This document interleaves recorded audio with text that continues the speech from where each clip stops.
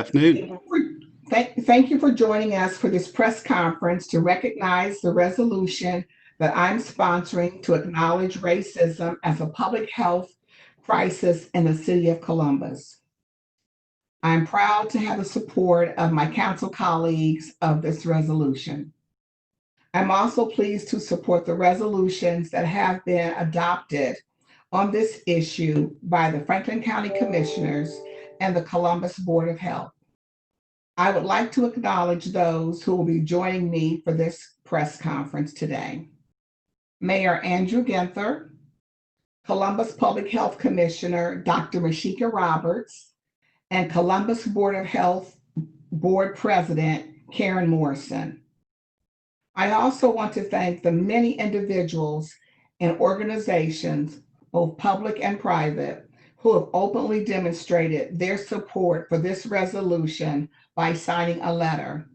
And this letter was circulated by John Lowe from Jenny's. I want to acknowledge that my council colleague, Emmanuel Remy, is here, and so is Councilmember Shayla Favor. As we address the issues brought on by race in this country, it is fitting to think of leaders such as Dr. Martin Luther King Jr. So I would like to begin with a quote from Dr. King. "Injustice anywhere is a threat to justice everywhere.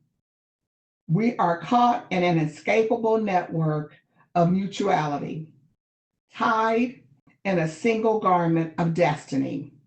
Whatever affects one directly affects all indirectly." It is my firm belief that we must eradicate racism from all communities: Black, Latino, Asian, Indian, Native American.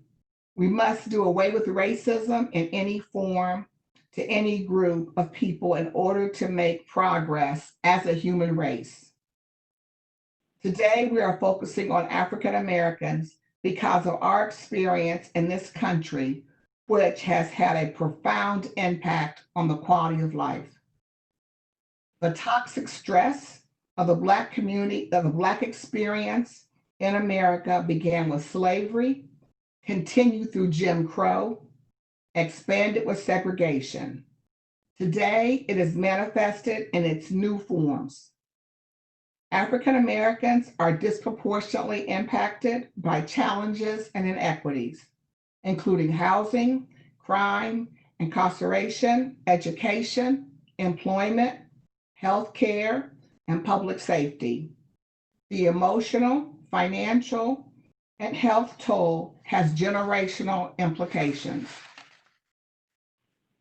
Life expectancy and mortality rates are often indicators of the health status of the population.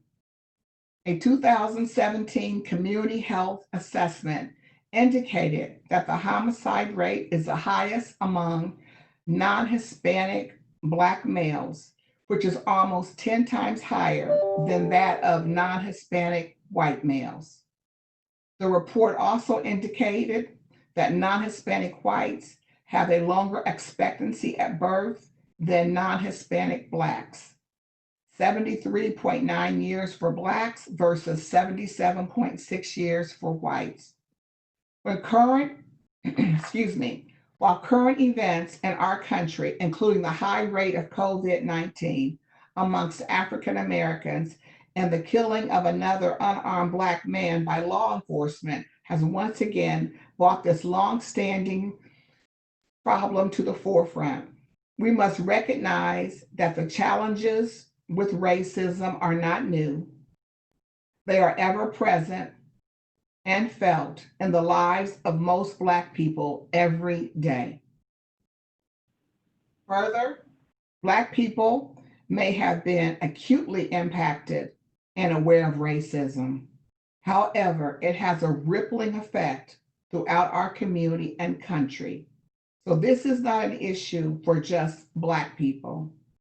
It is problematic for America. So we must be united addressing this in Columbus and across America.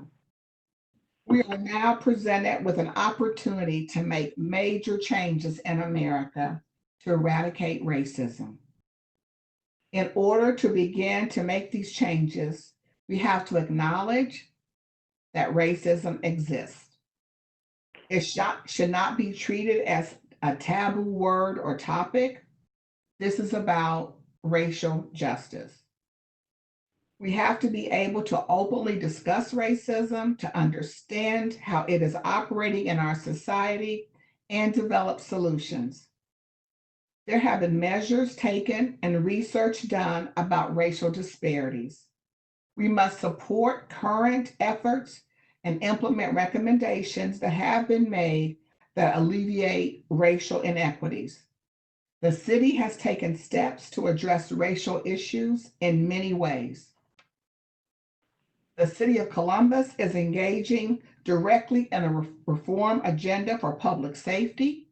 The city has implemented aggressive strategies to address infant mortality. Columbus Public Health has established a Center for Public Health and Innovation, recognizing that not everyone in Columbus has the same opportunities to be healthy. As stated in the resolution, the members of council have steadfastly supported efforts that focus on improving the quality of life and equity for all Columbus residents. These efforts include the Commission on Black Girls, which I established in July of 2018. A report including recommendations will be released soon. Ongoing support for small and minority business and the city's work to implement the recommendations of the disparity study that was under the leadership of Mayor Ginther. So he will share something about that. The creation of My Brother's Keeper in 2015, which certainly has been championed by President Shannon Hardin, and funding and support for the Columbus Women's Commission, which I know here Morrison and the mayor have certainly been very active in the Columbus Women's Commission. Fair housing, and also I think Shayla, Councilmember Favors, is also a part of that. Fair housing support and efforts to curb eviction, which disproportionately affects people of color. We are doing the work. We know that there is a long road ahead of us to continue to make progress, which is why this resolution is so necessary. It will take systemic changes as well as education and awareness concerning racial bias. More importantly, it will take us all working together. And that is why I am so happy to be joined by my colleagues, but also to be joined by the people that are also speaking on this panel today. So I would now like to turn it over to our mayor, Mayor Andrew Ginther. Thank you so much, Councilmember Tyson, and grateful to have such a great partnership and track record with you, and really appreciate all of the work that you have done throughout the years and your career in this space. I'm glad that, so happy that Board of Health Chair Karen Morrison has joined us, Dr. Roberts and Columbus Public Health, Councilmember Faber, Councilmember Remy. Thank you all for joining and letting me join you. It's been a very tough day, few tough days in our city, a city we all love. I feel the pain and frustration of our neighbors. And I want to renew my commitment to addressing racism that exists in our neighborhoods, in the workplace, and in law enforcement. I want to thank Councilwoman Tyson for her work on this critically important resolution on racism as a public health crisis to be presented to Columbus City Council in just a few hours. In my State of the City address in February, I shared my equity agenda, an agenda that calls out racism and discrimination where it exists and my plans to address it. A lot has changed since that night, but what hasn't changed is the disparity that exists in our community, especially as it relates to health. It is important to remember that we are in the midst of a global pandemic, and COVID-19 has resulted in a public health crisis that has disproportionately negatively impacted minorities and people in communities of color. The ensuing human service crisis and economic challenges will have a greater negative economic impact on our neighbors of color and those that are lower wage earners. In February, I asked our health commissioner, Dr. Roberts, to explore racism as a public health crisis. And last month, she formed the Center for Public Health Innovation to address this issue. She will be speaking to you in a few moments on the center's work to reduce health inequities and racial disparities.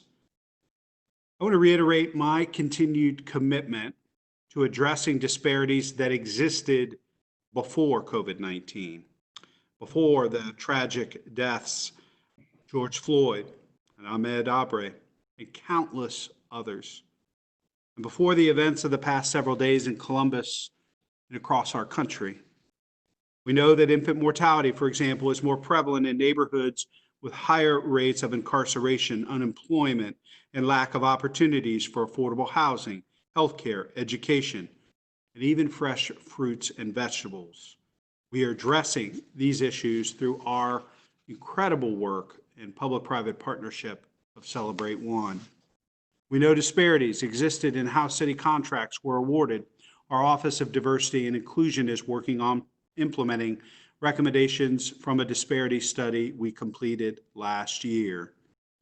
And we know that the work continues. We have doubled our minority spend as a city in the last few years, but we have so much more work to do.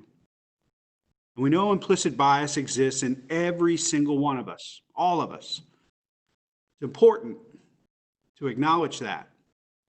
Even more important to do something about it and get the training that we all need and what I've required of all city employees, including the Division of Police. All of us have bias. We need to acknowledge it exists and build the tools and muscle memory and strength to deal with them and overcome them and not let them impact our service to the people of Columbus. Neighbors' equity must be the lens through which we address each stage of the crisis we're facing now. Otherwise, the gaps that already exist will grow. The disparity will deepen and widen. We cannot address equity without also addressing racism. And everyone has a role to play. This is, without a doubt, the most challenging time most of us have ever faced. But together we can tackle the crisis and the disparities in our community together. Thank you, Councilmember Tyson.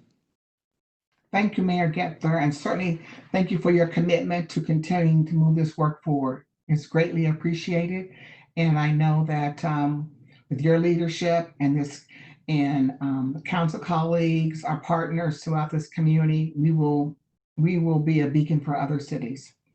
I now want to recognize our Columbus Public Health Commissioner, Dr. Mysheika Roberts. Thank you. Thank you, Mayor Ginther and Councilmember Tyson. Thank you both for your leadership and your commitment to addressing racism, which has a grip on our communities and communities all across this nation. I am grateful to Columbus City Council, as well as Columbus Board of Health, for stepping up and formally calling racism what it is, a public health crisis. For more than 400 years in this country, African Americans have been subjected to disparities that lead to shorter, less healthy lives.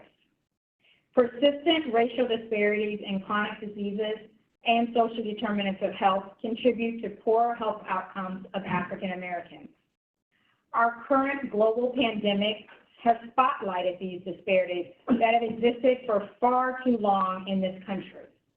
Discriminatory practices that have negatively impacted economic stability, physical environments, education, food stability and access, healthcare access, social cohesion of African Americans, which has led to reduced life expectancy, diminished health, and limitations that keep minority communities from realizing their full potential. The bottom line is racism and health disparities are a public health crisis, and one that has become even more apparent during this unprecedented worldwide pandemic and the civil unrest that we have seen in Columbus in the last few days. We must all be a part of the change that we need to see, and that's why I know we are all here today. Columbus Public Health has opened a new Center for Public Health Innovation with a mission to increase life expectancy and raise the quality of life by reducing health inequities. The new center will develop recommendations for Mayor Ginther to address racism and health disparities in Columbus, to protect the health and improve the lives of everyone in our community. And while we continue to work to address racism, we also must strive to increase access to care, improve educational opportunities, encourage job training, and promote safe and affordable housing.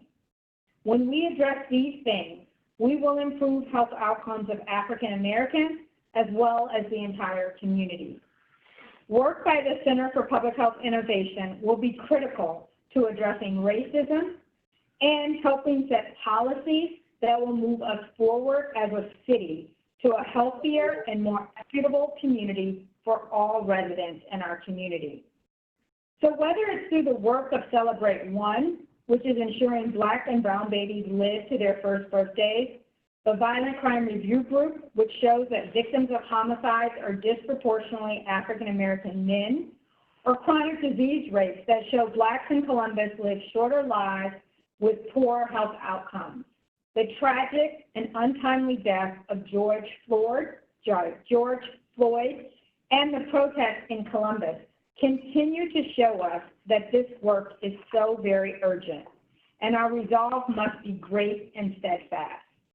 The commitment we all share in addressing racism is evident in these public declarations today. As Health Commissioner, I am proud to be a part of this effort and the progress we must make together to ensure that African Americans and all people live the healthy and safe lives they deserve. Thank you so much for this opportunity. Thank you, Dr. Roberts. And now we'll hear from the Columbus Board of Health Board President, Karen Morrison. Thank you for being here, Mrs. Morrison. The floor is yours. Not the floor is yours, but please. Thank you. Thank you, Councilmember Tyson, and thank you for your leadership on this important issue. I also want to thank Mayor Ginther for your ongoing and steadfast leadership as well. As board president, I'm proud to join my fellow Columbus Board of Health members, Mayor Ginther, our partners at City Council, and at the Columbus Public Health, in taking a stand to declare that racism is a public health crisis. As you've heard, it's clear from recent events that we are at a crossroads. COVID-19 and the protests here and abroad have highlighted racism and the negative impact it has on the health, safety, and well-being of people of color. I remain encouraged, though, that there's a shared belief that the time is now for public and private partners, community leaders, and all of our residents to stand together to denounce racism and to commit to health equity so that all people have the opportunity to attain their highest level of health. Now, just a short time ago, the Columbus Board of Health passed a resolution declaring racism a public health crisis. This declaration reaffirms our commitment and the work that Columbus Public Health and the board undertake to address racism and to reduce disparities. Columbus Public Health and the board are also committed to using racial equity lens when we implement new policies, programs, and practices at the department. I am so proud to see the City of Columbus leaders, my fellow board members, coming together to address racism as a public health crisis, because we all have a role to play, and I believe that we will hold each other accountable. When we improve the health of minority communities, we improve the health of our entire community. And the Board of Health will continue to work with you to reach this goal. Thank Thank you very much, and I'll turn it back to you, Councilmember Tyson. Thank you, Mrs. Morrison, and just really appreciate your leadership of placing this resolution,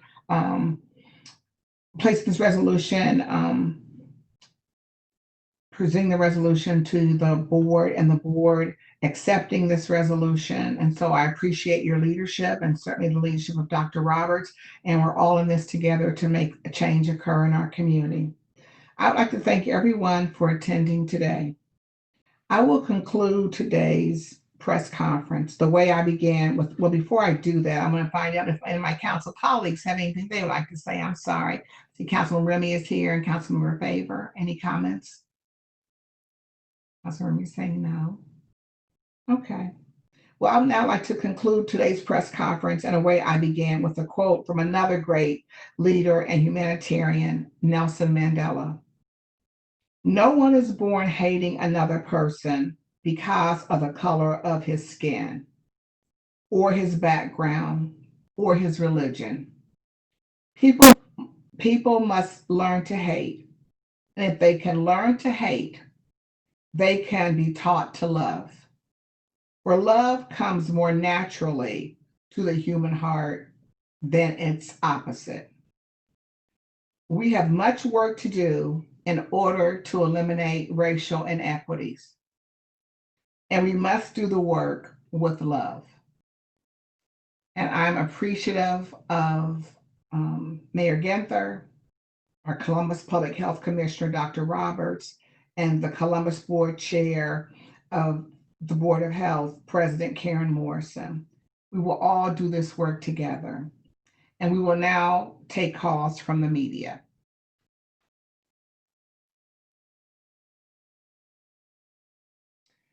Nick Evans has a question. Yeah, hi. I'd actually like to direct this to the mayor, if I could.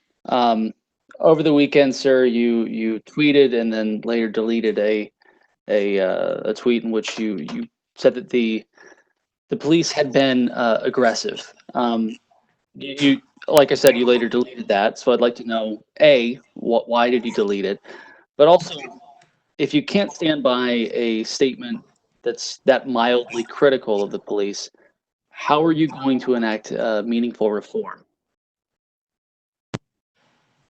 Appreciate the question, Nick.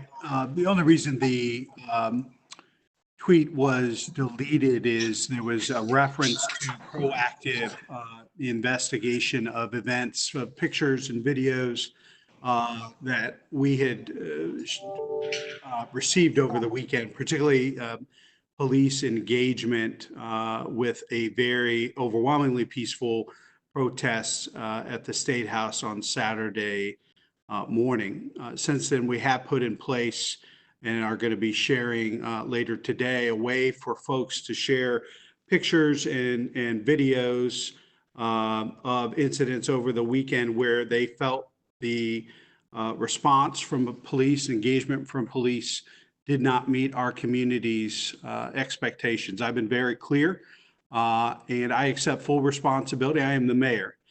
I accept full responsibility for the engagement and the tactics used by the Division of Police on Saturday. They did not meet my or the community's expectations. I had a very direct conversation with the chief on Sunday morning, and I think you and many others that have been down there have seen a very, very different approach. We encourage and support peaceful protests.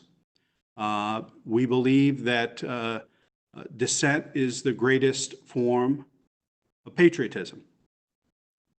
There's a big difference between peaceful protest and criminals who are coming from extremist fringe groups to, destroy and try to burn down our city and create violent situations and threaten our officers.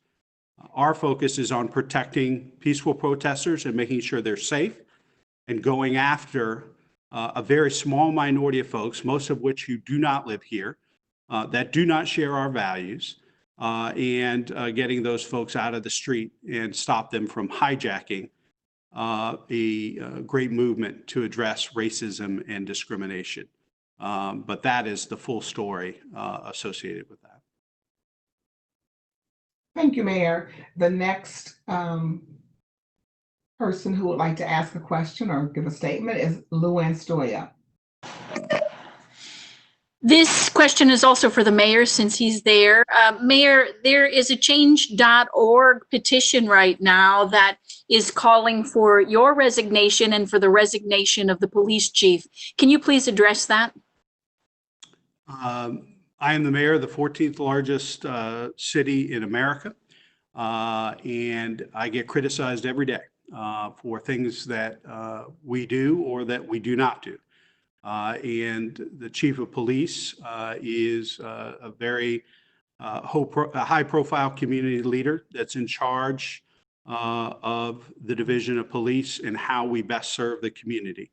I accept the criticism. I accept, my role, and my job as a leader is to be accountable, accept responsibility, admit mistakes when mistakes are made, and make changes when necessary. That is the way I have served throughout my entire career. And I look forward to continuing to calling out discrimination and racism wherever we find it, and continuing to address it for meaningful change, because we know it's a great threat. Racism and discrimination is a great threat to the health and the safety and the well-being of the people of Columbus.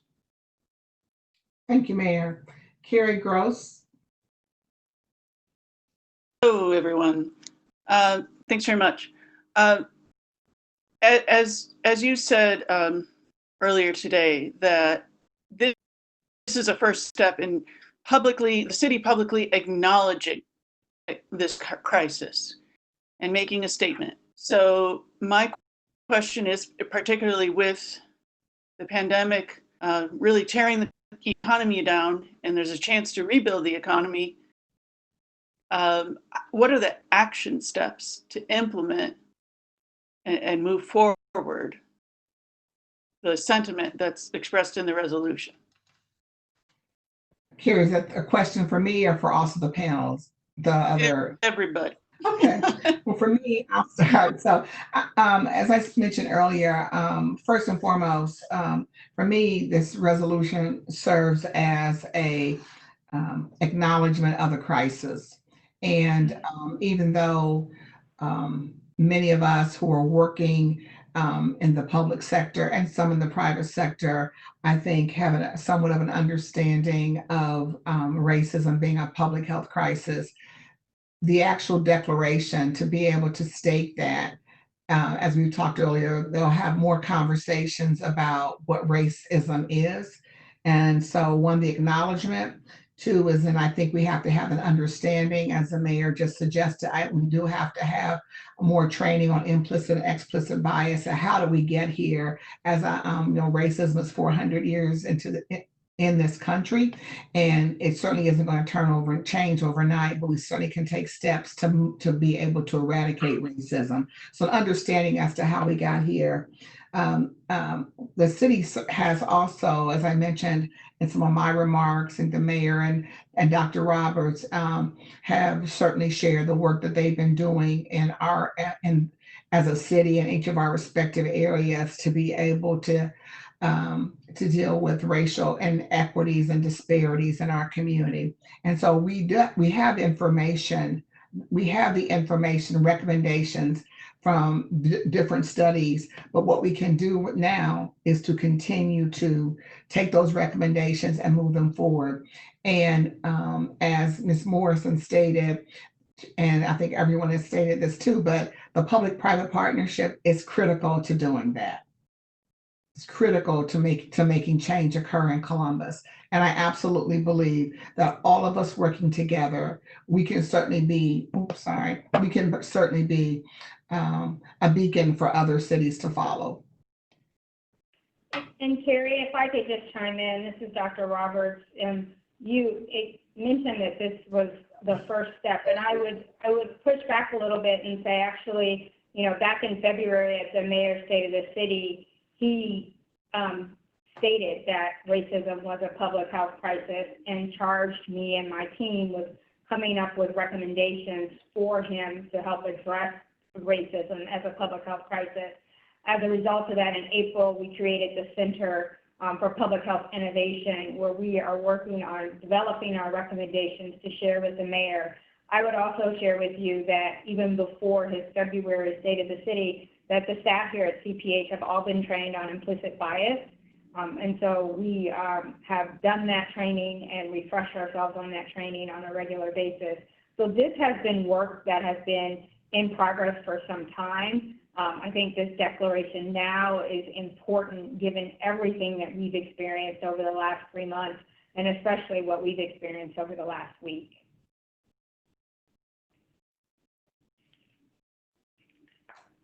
We have Tonisha Johnson. Hi, question is for Mayor Ginther and Dr. Roberts. So we've recognized that police here have had bulletproof vests on, but many with no PPE. Protesters, some have had PPE, some have not.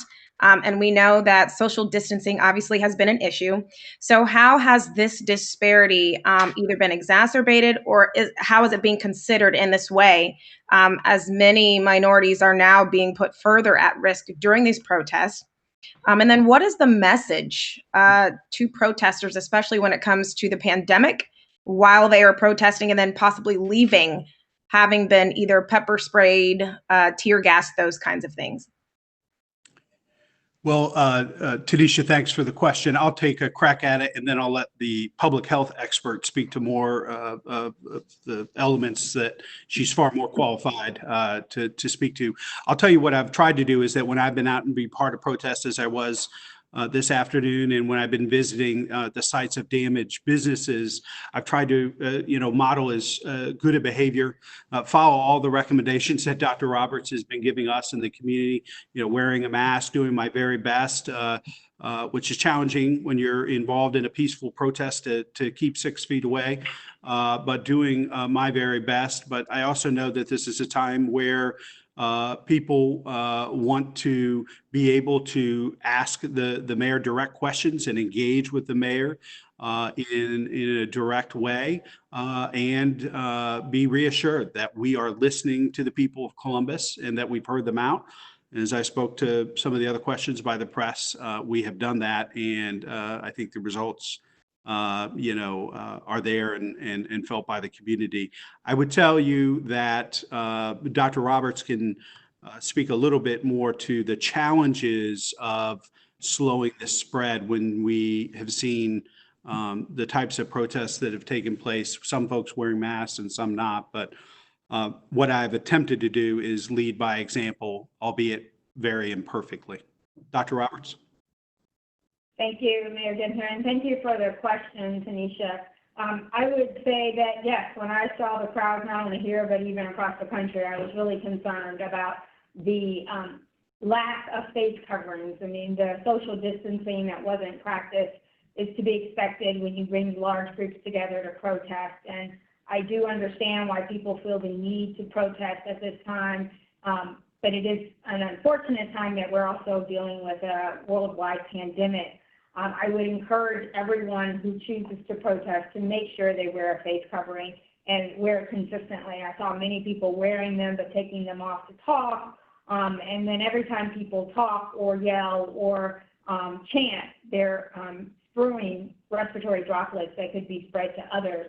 The good news is they are outside versus being inside, but it is a concern, and it is something that my team will be monitoring over the next few days and weeks to see if we get any additional cases, and particularly those who might have been linked to or might have attended one of the protests over the last several days.